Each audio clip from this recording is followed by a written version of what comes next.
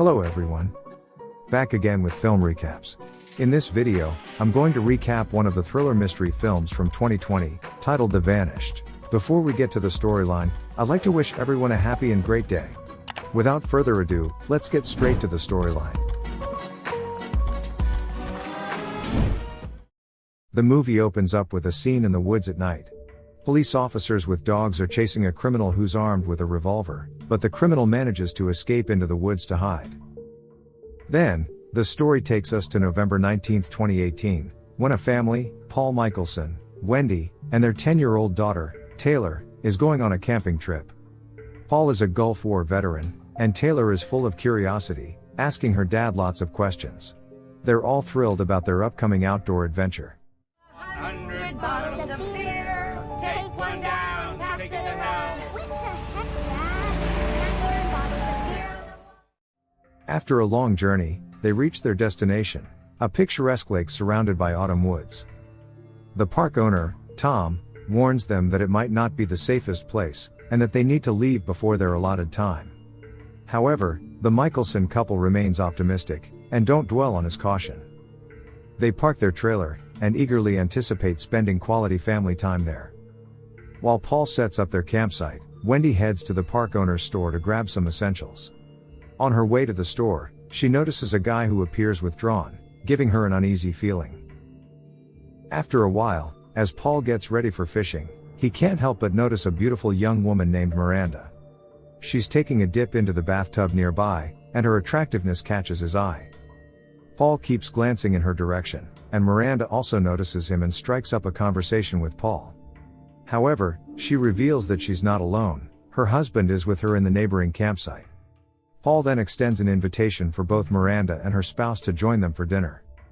Simultaneously, Wendy returns from the store with groceries, and the family is all set for what looks like a fantastic vacation in this beautiful place.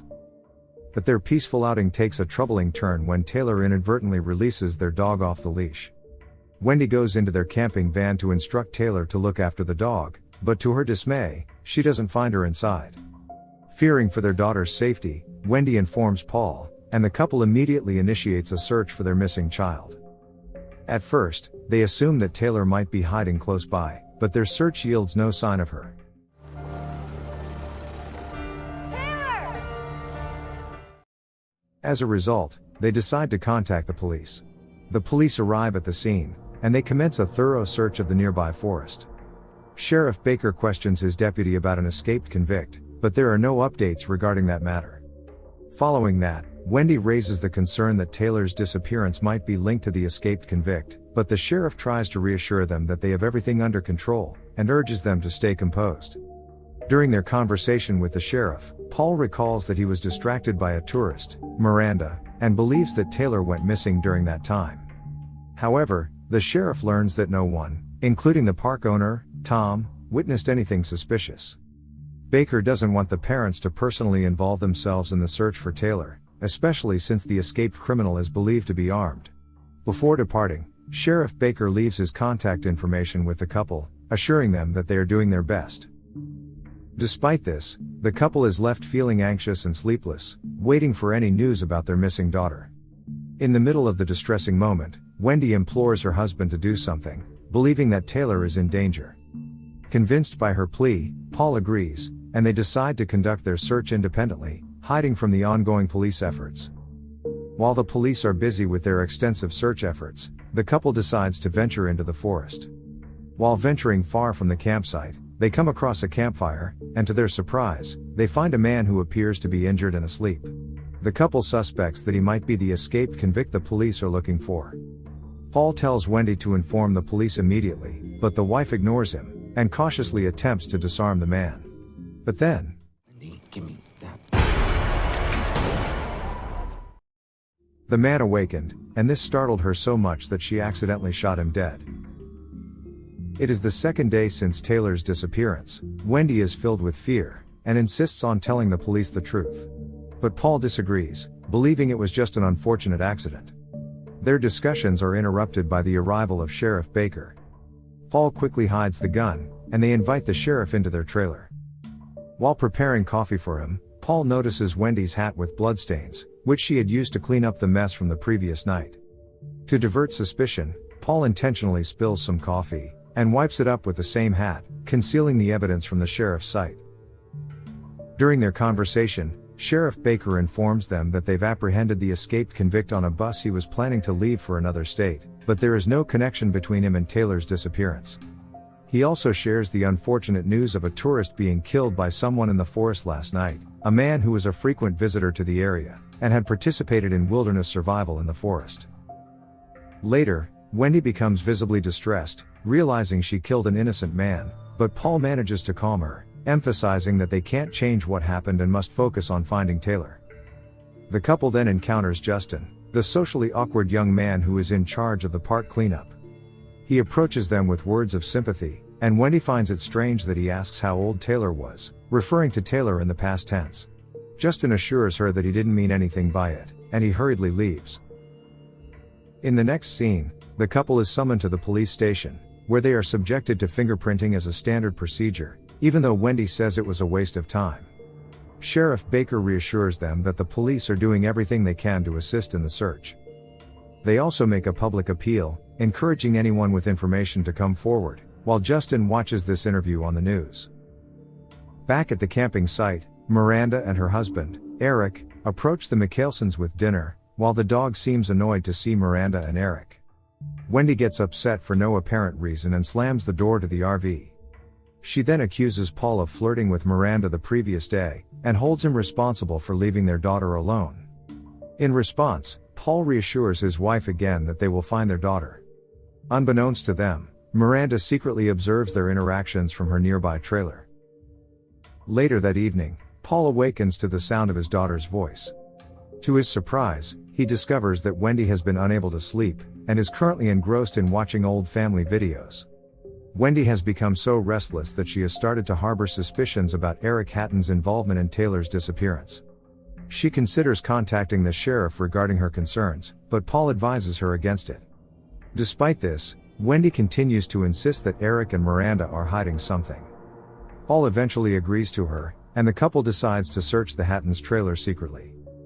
They meticulously inspect every nook and cranny, which ultimately leads to a startling discovery. Inside the bathroom cabinet, Wendy stumbles upon an abundance of prenatal vitamins, suggesting that the Hattons may be trying to conceive a child. This revelation further strengthens Wendy's conviction that Miranda deliberately distracted Paul, while Eric was involved in Taylor's disappearance, as they wanted a child but could not conceive it. As the couple completes their investigation, the Hattons return, and they maintain the ruse that they are merely seeking updates on Taylor's case. Wendy proposes a joint search effort scheduled for the following day at 7 a.m., and the couple agrees to go with them. The third day since Taylor's disappearance, the Michaelsons and Hattons embark on a collective search of the lake, boarding a boat. Good.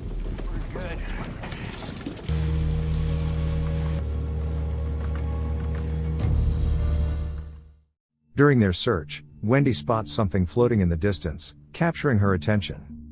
But Eric dismisses it as a mere garbage bag, suggesting there's no need to approach it more closely. Despite this, the Michaelsons remain insistent on checking the object, so Eric takes them there. Upon closer examination, it turns out to be exactly as Eric described, a common piece of discarded garbage. Paul then takes action and discreetly disconnects the motorboat's wire.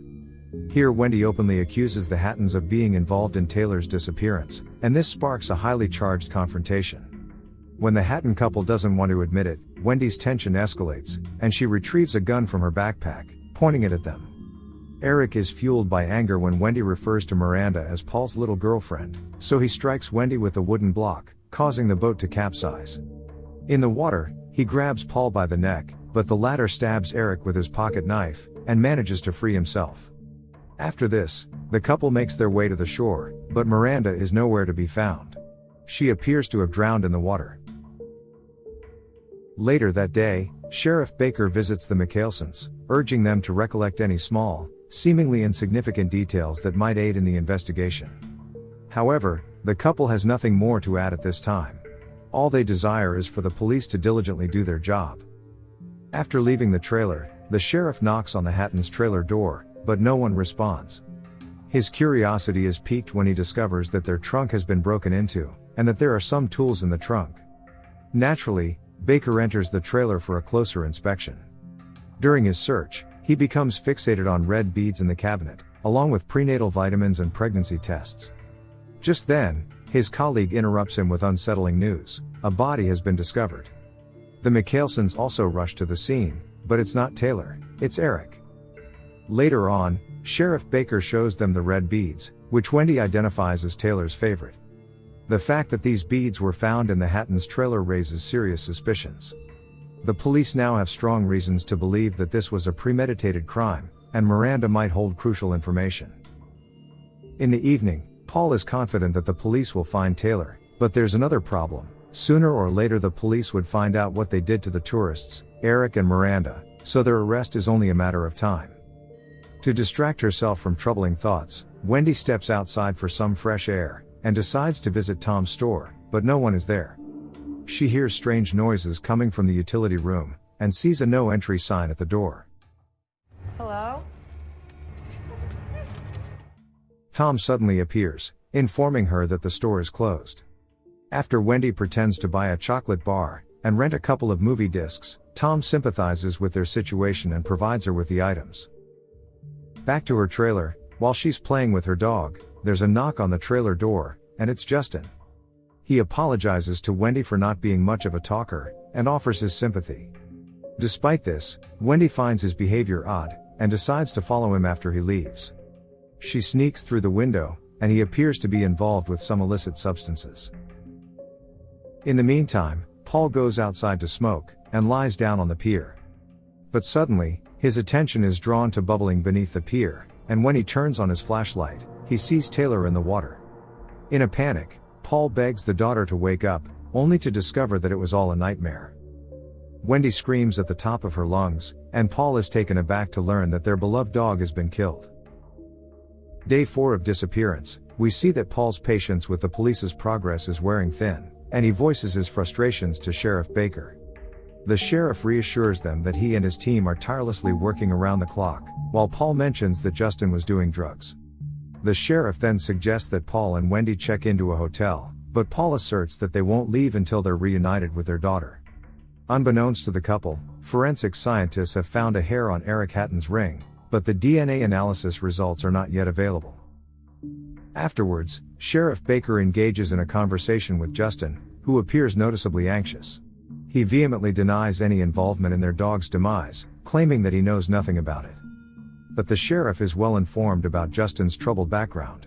He was actually abandoned by his parents, and is now struggling with substance abuse. Even as Justin tears up and insists he's innocent, the sheriff suspects he might be covering up for someone. Shortly after Justin departs, the sheriff receives a phone call which makes him worried.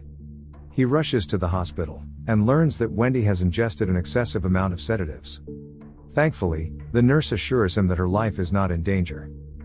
During the night, Justin appears to want to stop doing drugs. Wendy, on the other hand, is unable to sleep again, so she grabs the movie discs and heads to Tom's store to return them. There, she notices no one, and seems determined to discover what's concealed in the utility room. Wendy successfully opens the locked door with the key she found in the store and enters the room. She then discovers that it's not just a utility room, it's a furnished living area, implying that Tom resides there. In one part of the room, she finds numerous videotapes, and a television. Upon watching one of the tapes, she sees Tom with an unidentified young girl, revealing him to be some sort of molester. But then,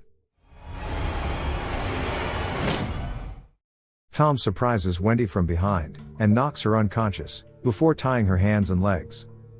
While Tom is hiding all of the tapes in a bag, Wendy wakes up, and tries to reach a nearby screwdriver, and then struggles to free herself from her restraints. When Tom returns to the room, she launches a surprise attack, sparking a fierce struggle between them. In the end, Wendy manages to gain the upper hand, by slamming him with a hammer and escapes. Without wasting any time, she reports the incident to the police. On the 5th day of Taylor's disappearance, Sheriff Baker informs the media that Tom has succumbed to his injuries in his utility room, and the authorities discovered a disturbing collection of explicit videos inside, including child pornography. Wendy faces no charges for her actions, as she was only acting in self-defense. Sheriff Baker now believes that Tom was not only involved in Taylor's disappearance, but also in the Hattons case. Later on, Sheriff Baker informs the Mikaelsons about his intention to call off the lake search, as he doesn't believe Taylor was there. The FBI also gets involved in the case, and Paul and Wendy are left with no option but to wait and watch. The colleague also informs Baker that nothing has been found in Justin's trailer. Afterwards, Paul decides to gather all of Taylor's belongings into a box, signifying that it is time to accept that she might not return.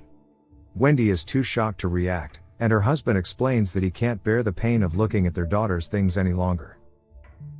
One night, a desperate Justin ventures into the trash to retrieve the substances he threw away before. But alongside them, he finds Taylor's belongings, and brings them into his trailer. He then tries to call the sheriff, but the call doesn't connect. In the morning, day 6 of disappearance, Sheriff Baker receives a family photo of the Mikaelsons. While looking at it, he notices something unusual, and promptly contacts his colleague. The picture was captured when Wendy was 9 months pregnant, with the Twin Towers in the background. This couldn't be right, as the Twin Towers haven't existed for 17 years in 2018, while their daughter, Taylor, is only 10 years old. To clear the confusion, the police reach out to Paul's brother, Jonathan. The latter finally reveals the entire truth, which leaves everyone stunned. It turns out Taylor had tragically died 6 years ago in a river accident. Her parents initially sought therapy, but they soon stopped and started experiencing collective hallucinations, in which they believed Taylor was still alive. As if that wasn't enough, it is also discovered that the DNA found on Eric's ring belongs to Paul Mikaelson. Upon learning this, authorities rush to the campsite, but in Wendy and Paul's spot, they find another RV couple, and Mikaelson's trailer is gone. This part of the story tells us that losing a loved one goes through different stages, such as denial, hope, and acceptance.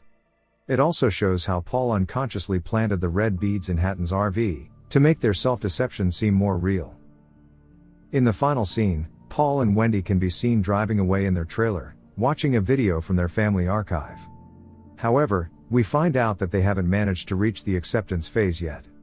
They are still pretending that their daughter is with them, just like at the beginning of the movie, and are reliving their memories with Taylor, who is playing on their RV's video screen. 100 bottles of beer on the wall, 100 bottles of beer on the wall, 99 bottles of beer, 7 bottles of beer on the wall, 97. Okay guys. That's all the recap of the Vanished 2020. Thanks for watching. See you again in the next video.